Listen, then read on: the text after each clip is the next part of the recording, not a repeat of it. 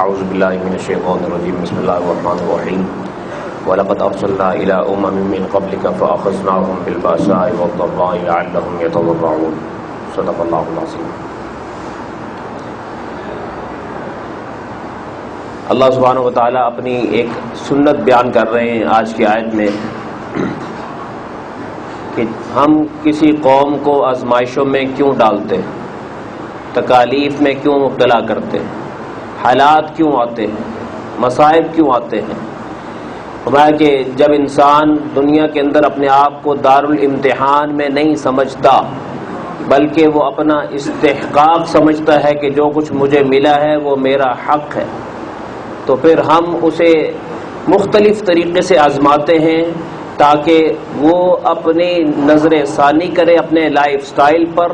اور زندگی میں عبدیت پیدا کرے، انابت پیدا کرے، عاجزی پیدا کرے اور ہمارے ساتھ رابطہ بڑھائے، اور کوئی مقصد نہیں۔ اور فرمایا کہ اگر کوئی ایسا نہ کرے تو اگر ایسا کسی قوم پر آ جائے تو انہیں عاجزی بڑھا دینی چاہیے، ہم ان کے مسئلے حل کر دیں گے۔ لیکن کہا اگر وہ عاجزی نہیں بڑھاتے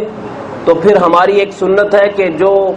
اکڑ جاتا ہے کہ میں نے جو بھی کر لو میں نے نہیں ماننا، تو پھر ہماری ایک سنت اور ہے کہ جب کوئی پکا ہو جاتا ہے، دلیر بن جاتا ہے، تو پھر بھی ہم اس کے حالات اچھے کر دیتے ہیں تاکہ وہ دنیا میں چند روزہ انجوائے کر لے، تاکہ آخرت میں جب وہ سزاؤں کو جھیلے تو وہ یہ نہ کہہ سکے کہ یار نہ میں نے دنیا میں کچھ دیکھا نہ یہاں کچھ دیکھا، تو ہم پھر اسے دنیا میں انجوائے کراتے ہیں۔ تو یہ بڑی خطرناک بات ہوتی ہے کہ بندہ گناہوں کے باوجود، نافرمانیوں کے باوجود، سرکشیوں کے باوجود، جھوٹے معاملات کے باوجود، سود لین دین کے باوجود اللہ تعالیٰ اسے دیتا رہے اور کمی نہ آئے، تھوڑ نہ آئے، تو یہ بڑی خطرناک بات ہوتی ہے۔ فرمایا وَلَقَدْ أَرْسَلْنَا إِلَىٰ أُمَمٍ مِّن قَبْلِكَ، ہم نے آپ سے پہلی امتوں کی طرف بھی رسول بھیجے، فَأَخَذْنَاهُم بِالْبَأْسَاءِ وَالضَّرَّاءِ لَعَلَّهُمْ يَتَضَرَّعُونَ، پھر ہم نے انہیں ان امتیوں پر سختیاں کی، تکالیف میں ان کو پکڑا، مقصود تکلیف دینا نہیں تھا، لَعَلَّهُمْ يَتَضَرَّعُونَ تاکہ وہ تضرع بڑھائیں، عاجزی پیدا کریں، اپنے اندر عبدیت لائیں، انابت لائیں۔ فَلَوْلَا إِذْ جَاءَهُمْ بَأْسُنَا تَضَرَّعُوا، پھر ایسا کیوں نہیں ہوا کہ جب ہماری پکڑ ان پر آئی تو وہ عاجزی کر لیتے، وَلَكِنْ قَسَتْ قُلُوبُهُمْ، لیکن ان کے دل سخت ہو گئے۔ انسان جب چھوٹے چھوٹے جھٹکے جو ضمیر اس کو لگاتا ہے کہ تو کیا کر رہا ہے اس کو نہیں سنتا، تو ایک سٹیج آتی ہے کہ پھر بندہ بے حس ہو جاتا ہے، پھر کہتا ہے یار چلو ہوتا رہتا ہے چھوڑو۔ شروع میں ایک آدمی نمازی ہو نا، اس کی کوئی نماز چھوٹ جائے فجر کی، وہ شام تک پریشان رہتا ہے، لیکن جب ایک مہینہ فجر نہ ملے نا اور اس کی حس بھی ختم ہوئی تھی، وہ کہتا ہے اللہ پاک نے پکڑنا ہوتا تو آج تک مجھے ذبح کر دیا ہوتا، میں بچ گیا ہوں، اس کا مطلب یہ کہ کوئی ٹینشن والی بات ہی کوئی۔ پھر وہ ایک چھوٹی، دو چھوٹی، تین چھوٹی، پھر وہ آہستہ آہستہ بگڑ جاتا ہے۔ اللہ کہتے ہیں ہم اس کو مہلت دیتے ہیں۔ کائنات کے اندر جتنا ڈھیل ہم دیتے ہیں اللہ کہتے ہیں کوئی بھی نہیں دیتا، سالوں سال تک نہیں پکڑتے۔ فرعون سینکڑوں سال تک اس کے سر میں درد بھی نہیں ہوا، جس کی وجہ سے اس کے ذہن میں آیا کہ میں تو خود خدا ہوں، کہ اگر کوئی خدا ہوتا اور میں نے خدائی کا دعویٰ کیا ہوا ہے تو وہ مجھے پکڑ نہ لیتا، اس نے مجھے پکڑا ہی نہیں، اس کا مطلب یہ کہ ہے ہی کوئی نہیں ہے۔ اور گھبرا پھر ایسا پریشان ہوا کہ جناب پھر وہ اچانک دریا میں جا کر جب اس نے ڈبکیاں لگائی نا، پھر کہنے لگا یا اللہ مجھے یاد آ گئی تو ہے، لیکن اس وقت فائدہ نہیں ہوتا۔ جی فلولا اذ جاءهم باسنا تضرعوا، ایسا کیوں نہیں ہوا کہ جب ہماری پکڑ ان پر آئی تو وہ عاجزی اختیار کرتے، ولكن قست قلوبهم، لیکن ان کے دل سخت ہو چکے۔ علماء نے علامات لکھی ہیں کہ جب دل سخت ہو جاتا ہے تو آنکھیں اللہ کے لیے بہنا بند ہو جاتی ہیں، دنیا کے غموں میں روتی ہیں لیکن رب کے لیے رونا نہیں آتا، سجدے میں کبھی رونا نہیں آیا، قیام میں کسی آیت کو سن کے رونا نہیں آتا، اسی طرح امیدیں لمبی ہو جاتی ہیں، پروگرام لمبے لمبے کئی سالوں کے بن رہے ہوتے ہیں، علامت ہوتی ہے کہ دل سخت ہو۔ اسی طریقے سے تیسری علامت علماء نے لکھی ہے کہ دنیا بڑی اہم بن جاتی ہے اس بندے کے لیے، یعنی نماز رہ جانا تو اتنا دکھ نہیں ہوتا، حلال جو ہے چھوٹ گیا اور یا حرام میں مبتلا ہو گیا اتنا دکھ نہیں ہوتا، لیکن موبائل ٹوٹ جائے، گاڑی کی سکرین ٹوٹ گئی، گھر کا شیشہ ٹوٹ گیا، ڈنر سیٹ کا ایک بڑا مگا ٹوٹ گیا، ہاں جی وہ ڈونگا ٹوٹ گیا، وہ دکھ لگ جاتا، وہ پتہ نہیں یار یہ کیا ہو گیا، یار اتنا نیا سیٹ لے کے آئے تھے 50,000 کا، فلاں سے اٹلی سے منگوایا تھا، تو یہ علامات ہوتی ہے کہ دل سخت ہو چکا۔ وگرنہ مومن سب سے زیادہ پریفر دین کو کرتا ہے، اس پر جب بھی آزمائش آئے وہ فوراً چیک کرتا ہے دین پر آئی ہے یا دنیا پر آئی۔ اگر دنیا پر آئے نا وہ کہتا ہے یا اللہ دنیا کی بڑی سے بڑی آزمائش بھی چھوٹی ہے کیونکہ دین بڑا ہے، یہ تو دنیا ہے، پھر کیا ہوا، دنیا پر آئی ہے نا، دین پر تو نہیں آئی ہے جی۔ اور پھر وہ کہتا ہے کہ یا اللہ شکر ہے تو نے دنیا میں ہی دے دی، اس کا مطلب آخرت میں تو مجھے بچائے گا۔ تو مومن اس طریقے سے اپنا دل بہلا رہتا ہے۔ فلما نسوا ما زین لهم الشیطان ما كانوا يعملون، شیطان نے انہیں وہ کام مزین کر کے دکھائے جو وہ کرتے تھے۔ تو نتیجہ کیا ہوتا ہے، پہلے انسان بدعملی کرتا ہے، آہستہ آہستہ آہستہ پھر وہ بدعملی اسی کے لیے خوبصورت بن جاتی ہے، وہ اسی پر پھر دعوے دار ہو جاتا ہے کہ یہ بڑے اچھے کام ہیں۔ فلما نسوا ما، وہ آپ نے سنا نہیں، آپ کے ملک کا ایک حکمران تھا، وہ شروع میں پیتا رہا لیکن نہیں بتاتا تھا، ایک عرصہ پی کے کہنے لگا تھوڑی سی پیتا ہوں، زیادہ تھوڑی پیتا ہوں ہے جی۔ اور ایک سٹیج آئی، اس نے ممبر یعنی مجمع میں ہی کہہ دیا، کیا ہو گیا کہ ایک سٹیج آتی ہے کہ وہ برا کام پھر برا نہیں لگتا، کہتا ساری دنیا کرتی ہے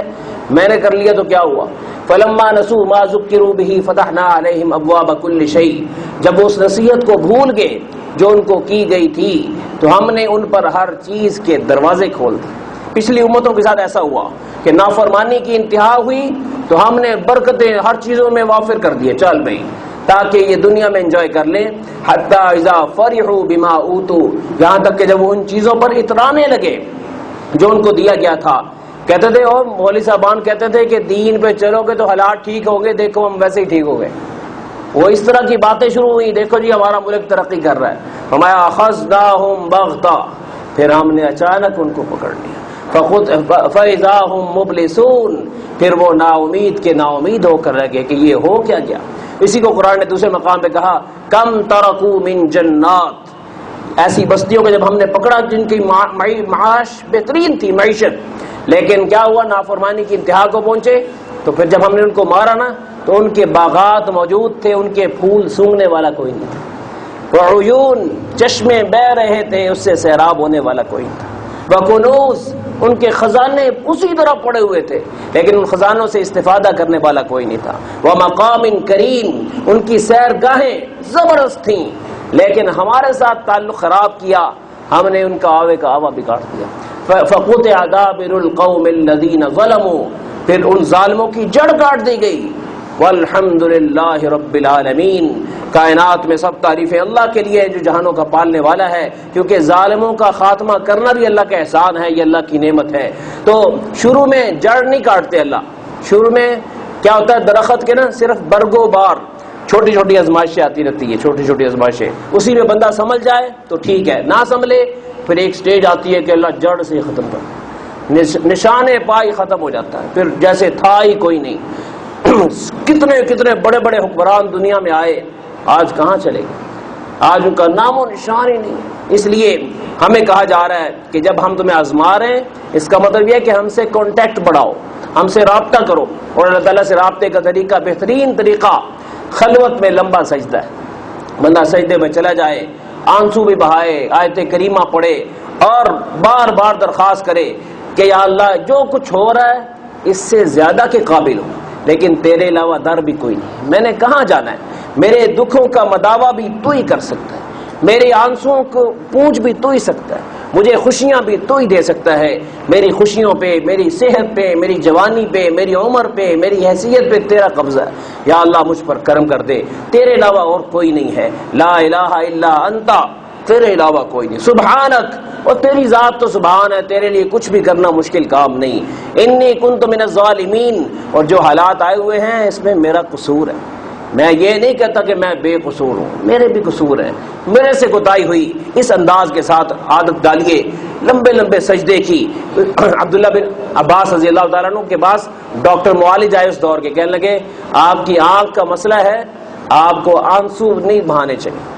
تو کہنے لگے مجھے بینائی دینی قبول ہے، آنسو چھوڑنے قبول نہیں، یہ آنکھیں اللہ کے لیے ہیں، یہ روئیں گی نہیں تو انہیں کیا کرنا ہے، روتے رہتے تھے، حالانکہ چچا زاد بھائی ہیں میرے نبی کے، کتنا اللہ نے نوازا ہوا ہے، لیکن نہیں، اللہ کے سامنے آج،